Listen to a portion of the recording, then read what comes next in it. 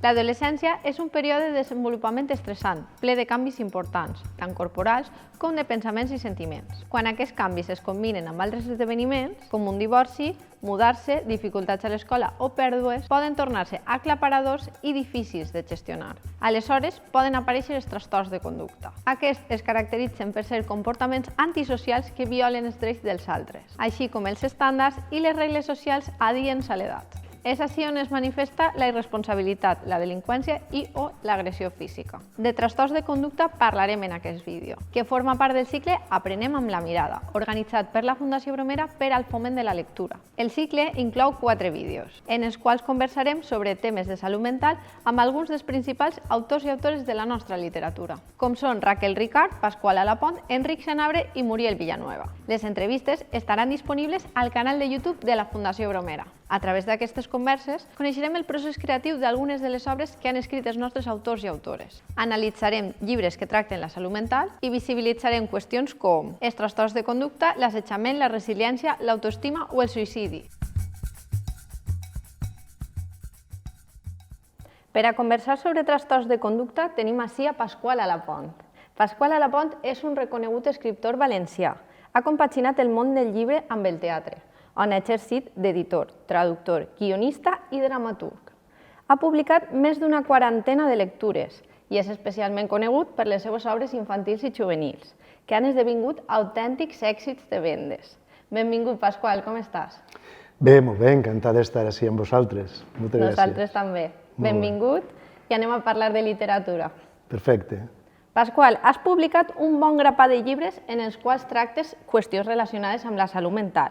Podríem dir que és un tema recurrent en la teva literatura? Bé, potser sí, però jo crec que és un tema recurrent en general en la literatura, no? Perquè qualsevol autor que agafem, o personatges com Raskolnikov, Don Quixot o Peter Pan, sempre expressen algun comportament, alguna dissociació, alguna patologia. Jo crec que, en certa manera, la literatura és un reflex de la vida, de la nostra societat, i també una resposta. I en aquest sentit jo crec que tots formem part del mateix.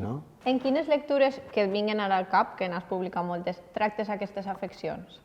És difícil de dir alguna lectura, podríem dir alguna lectura en concreta perquè el tema, d'alguna manera l'has tocat, has fet més un incís major en el tema de la salut mental. Pensa ara l'Infern de Marta, o És complicat, Plens de ràbia, o El cavaller de l'oceà Atlàntic, El mal que m'habita, també, perquè El mal que m'habita justament tracta el món de la psiquiatria. El personatge principal és una psiquiatra. Conversem sobre El mal que m'habita, que justament és un dels llibres que a mi m'encanta i m'agradaria molt que parlàrem del tema perquè té molta lliga. A la novel·la, Laura decideix aturar durant un temps el seu treball com a psiquiatra, però el seu exmarit, Víctor, li demana ajuda amb Daniel, un cosí que pateix episodis psicòtics sense que en sàpien la causa. Per què deixa Laura la faena i què és el que la motiva a reprendre-la? Bé, Laura, el fet de ser una psiquiatra tampoc t'eximeix de poder tindre problemes en la vida, I Laura està en un moment difícil perquè justament ha perdut una pacient que es va suïcidar perquè no va poder superar el seu procés, el seu trauma, I això l'ha deixat molt tocada. I, per tant, a mi m'agrada d'alguna manera tindre aquests personatges un poc en una situació de vulnerabilitat, perquè és des d'aquest terreny que s'ha de reconstruir. I justament el seu ex-home li fa la proposta que per ella és un repte de tractar un cosí seu. Em ve al cap esta frase: tothom hauria de tindre dret a l'esperança. És una frase que pronuncia Laura al primer capítol. Quin és el seu estat d'ànim? Perquè, clar, em parla que ve d'un fet traumàtic, que ha perdut a la seva pacient. I com es sent en aquest moment que decideix aturar la faena? Imagina't, es pot d'alguna manera etiquetar amb la síndrome de burnout, perquè és una persona cremada. Ella és una psiquiatra que treballa en el món de la sanitat pública. I bé, ja sabem que que per desgràcia és una assignatura que tenim pendent, no? Que no hi ha bastant cobertura i els metges no poden atendre degudament els pacients mentals. I bueno, doncs, ella ha de bregar amb tot això, no? Però justament jo crec que és com entrar, metafòricament, com la lluita del laberint, no? D'entrar pel Minotaure. Ella, Laura, la psiquiatra, sap que d'alguna manera, afrontant aquest procés, no? És l'única manera que ella també pot sanar, no? Sanant els altres, ella també es recupera. Exacte, és un doble objectiu. Clar. El mal que m'habita planteja també la qüestió de com alguns fets ens marquen de per vida. Podem curar-nos les ferides o ens deixen cicatrius que no es poden arribar mai a esborrar? Sí, jo crec que, bueno, jo no sóc un especialista, no? Però en el camp de la medicina, però efectivament la gent pot d'alguna manera millorar de les seues ferides. Però tu has dit, és que una cicatriu, per definició, deixa un senyal, no? I és un senyal que ens acompanya. Jo crec que el que es pot fer, tant des de la ficció, des de la literatura, com també, lògicament, des de la sanitat, és acompanyar a les persones que pateixen i donar-los eines perquè puguen conviure amb les seves ferides. Una altra frase de l'obra que m'agrada molt: les ferides de l'esperit són a vegades invisibles. Malauradament és així. Com va ser el procés creatiu d'aquest llibre? Et vas entrevistar amb algun psiquiatre? Bé, directament no, però lògicament quan un escriptor s'afronta a un tema que coneix tangencialment o, en fi, no és la seva especialitat, lògicament t'has de documentar, no? I, en fi, vaig fer un procés d'això, de llegir moltes coses. Per exemple, a vegades el que requereix un escriptor són documentacions molt precises, no? Jo recorde que necessitava saber una malaltia, perquè no recordo ara l'obra en quin moment passa, però com a mínim passen fa uns 3 decennis, necessitava saber si una determinada simptomatologia estava etiquetada per la sanitat, pels organismes de salut mental d'alguna manera, no? El famós DSM, la llista del DSM i tot això. I clar, necessites a vegades documentació molt precisa, no? O, per exemple, recorde que sí que vaig, a través d'una psiquiatra, em va facilitar molta bibliografia per saber com es produïa una entrevista psiquiàtrica, no? Lògicament, després, ara n'hi ha molt de material. La sèrie en Treatment, crec que es diu en anglès, que n'hi ha una versió en Argentina i l'original en anglès, en teràpia. Doncs, ahir n'hi havia com un espill per poder entrar en l'escenografia del que és una consulta. I, sobretot, em va ajudar moltíssim els treballs d'una psiquiatra que ha estudiat molt el tema del trauma i la recuperació, que és l'americana Judith Herman. I ara canviem un poc de tema i parlem un tema que també tractes en una de les teves novel·les, a Versos per a un cadàver, que és el suïcidi. El suïcidi és la causa de mort no natural amb major defuncions a Espanya. El País Valencià va registrar 1.600 casos de conducta autolesiva o suïcida en els centres educatius en el 2022, quasi 4 vegades més que en el 2019. A Versos per a un cadàver, un dels personatges s'ha llevat la vida. Per què decidiries tractar aquest tema a l'obra? Jo crec en el poder sanador de la ficció. En petites dosis, què fem quan llegim un llibre? Llegim la història d'algú altre que ha passat per una experiència traumàtica. Fem el procés de la vacuna, ens inoculem una miqueta del mal per a generar anticossos, per a protegir-nos. I bé, és un poc la idea que hi havia darrere de qualsevol tema que intente tractar amb la major seriositat, tot i que Versos per a un cadàver també té una vessant més d'humor, però sí que vaig voler tractar-ho amb el màxim rigor. Bé, Versos per a un cadàver també és un homenatge a la literatura de gènere, a la literatura, a la sèrie negra, a la narrativa negra, i jo vaig voler fer també com una xicoteta paròdia, jugar amb el gènere. Però si em preguntes per una idea, la idea subjacent que hi ha en el llibre, podria parlar també de la injustícia. d'alguna manera voldria compartir amb el lector una cosa que crec que passa. Vull dir que en la vida, per desgràcia, fins i tot els personatges irreprotxablement bons des d'un punt de vista moral, els passen coses dolentes, també, no? I tornem a parlar dels trastorns de conducta, però canviem ara de llibre. Ara parlem de És complicat. Ahir coneguem a David, que és un xiquet de només 7 anys, al qual la vida ja li ha mostrat el seu costat més fosc. En apenes 100 pàgines i contat en primera persona, descobrim una veritat duríssima, que no revelarem per a mantenir un poquet el suspens. Ha passat un fet terrible, el qual no comprèn, i com reacciona ell. Ho has descrit molt bé, dins de la impossibilitat de contar-ho tot perquè faríem spoiler, no?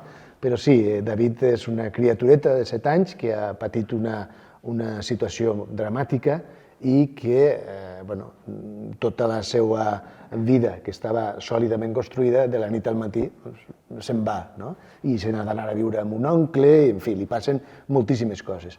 Com ho encaixa això? És complicat, com diu el títol. Ho accepta com pot, no? Perquè en definitiva el que fa és tractar d'assumir la ferida que ha rebut i en la mesura que això pot comprendre, interpretar, i això és la seva recerca, ell necessita comprendre, però en la mesura que pot arribar a comprendre és la manera en què això, en lloc de convertir-se en una patologia futura, es pot incorporar en la seva personalitat, com un fet positiu fins i tot. Exacte, això és el que diguem resiliència. Sí. La capacitat de superar les adversitats. Efectivament, sí. És complicat és un llibre original, que relata una situació que malauradament continua estant d'actualitat. Com va ser el seu plantejament? Et va costar posar-te en la pell d'un xiquet de 7 anys que ha patit un fet traumàtic? Fixa't que al principi l'obra era una altra. Ha sigut molt complicat de construir aquesta novel·la perquè jo al principi tenia una idea, no? A un xiquet li passa una cosa que no explicarem, una cosa molt dramàtica, i a partir d'ahir se n'ha d'anar a viure amb el seu oncle, que és un solter que viu, clar, la vida de solter, sempre molt de festa i tot això. Però jo no sabia, no acabava d'encaixar. Jo dic, a partir d'ahir volia fer un relat humorístic en la línia dels que jo he fet, del No sigues batxoca, Estàs com una moto, fer una cosa molt d'humor, no? Però alguna cosa grinyolava, no acabava de trobar el to. I fins que, jo crec que va ser un procés, fins que no vaig entendre que havia de donar la veu al personatge, a David, de dir, però què li ha passat? Jo crec que ahí estava el tec del bistec, no? L'important, dir, posem-nos en la pell d'aquesta criatura, com intenta encaixar tot això a partir de les seues paraules. I tècnicament jo crec que va ser interessant perquè el fet que el narrador tinguera 7 anys, que no poguera parlar d'una manera oberta, que no ho entenguera tot, m'obligava a treballar molt amb les el·lipsis i que fora el lector el que anara lligant totes les coses, no? Que fins i tot el lector farà la lectura de successos que el xiquet no podia comprendre. I va ser un repte. I la sorpresa és fins i tot al final trobar-me amb una criatura entranyable com Víctor que fins i tot podia expressar l'humor, no? Perquè per a mi és una obsessió a vegades l'humor, fins i tot en una obra que, com hem comentat, és dura, perquè jo crec que l'humor és com una pomada, no? És una cura molt adequada per a situacions adverses. Un bàlsam per a les ferides. Per descomptat. El meu primer record és el de la mare amenaçant-me amb una agulla de cosir. Això ho diu David en el seu llibre. Un país terrible. David és un xiquet que ha perdut abruptament la innocència, que amb només 7 anys, com hem dit, ha après que ja la vida és complicada. Però a pesar de tot, ell vol comprendre. Tu com creus que influeix la infantesa en la vida de les persones? La infantesa, alguns estudiosos diuen que és tot, no? Vull dir que és quan passen les coses que defineixen d'alguna manera el nostre caràcter. Jo no crec que sigui ben bé així, jo crec que en la vida ens van passant coses i vas tractant d'assumir-les com siguen. Però sí que és cert que el període de la infantesa és molt important, no? Perquè són les teues primeres referències. Després ja venen les notes a peu de pàgina, no? Que seria això, les coses positives i negatives que ens passen en la vida. I canviem ara a un altre llibre. Per exemple, en la línia dels 3 punts, en la novel·la veiem diferents reaccions davant d'un divorci. La de Virginia, que té 13 anys, i la de Víctor, que en té 7. Com afronten els protagonistes la notícia? Fixa't, de nou és una situació que és inesperada, no? El divorci, i jo vaig voler furgar en aquesta qüestió. Jo a vegades tenia una idea a priori del que era això, de com podia afectar als xiquets. Però en la mesura que vaig començar a rascar, a investigar, a veure documentació i informes de gent, d'infants, de com vivien el fet del divorci, vaig veure que no era una cosa tan senzilla. I jo crec que en el cas de Virginia, que és una adolescent, hi ha una manera de simplificar aquesta resposta, que és a través de la ràbia, a través d'expressar d'una manera molt vívida les coses que li passen. Per tant, d'alguna manera està fent el seu procés de dol, no? I fixa't que és un personatge que pareix que estigui vivint el gran problema de la seva vida. I en canvi el seu germanet, el Víctor, que s'expressa a través del silenci, potser és més preocupant, perquè fins i tot ell arriba a pensar que si ell no haguera estat, potser, d'alguna manera pensa que té la culpa del que ha passat perquè els seus pares se separen. Jo crec que la societat en general, jo crec que estem molt atents, però hem d'estar molt atents a aquests signes invisibles que expressen moltes vegades les pors, les frustracions, les depressions, en gent que no encaixa bé els problemes que li venen. I llavors sí que estaríem parlant de futures patologies. I ja per a finalitzar, conta'ns un poc sobre l'ofici d'escriptor.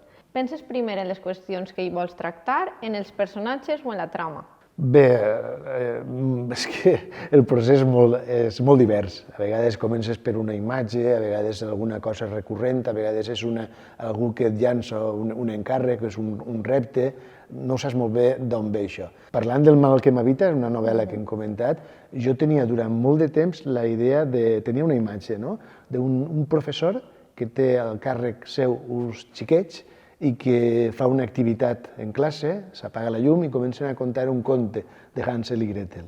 I de sobte comencen a sentir-se uns somics, algú que plora. Llavors s'encenen la llum i és el professor el que està plorant. Aquesta imatge per a mi era molt poderosa, però no sabia com bastir-la. I va ser tot un procés d'anar regirant, com construir un puzzle. En definitiva, quan es donen un puzzle, es donen fins i tot la imatge, la Torre Eiffel, o l'aqüeducte de Segòvia, i tens ahí i pots copiar. Un escriptor fa un poc el mateix, però a vegades no té ni la fotografia. Té com petites imatges, emocions, i ha d'anar construint tot això una trama per a donar forma a una narració. Moltes gràcies, Pasqual. Ha sigut un plaer poder entrevistar-te. Sens dubte, continuarem llegint-te. Les teues obres, a més d'estar magníficament escrites, plantegen, com bé has dit, els problemes i les qüestions amb els quals totes i tots podem sentir-nos identificats. Gràcies. Moltes gràcies a vosaltres. Com hem vist, és fonamental que parlem de depressió, autoestima, soledat, en definitiva, de salut mental. Perquè no sentir-se bé és normal i amb l'ajuda de professionals i el suport del nostre entorn podem buscar-hi una solució. Perquè és erroni pensar que si no se'n parla no existeix.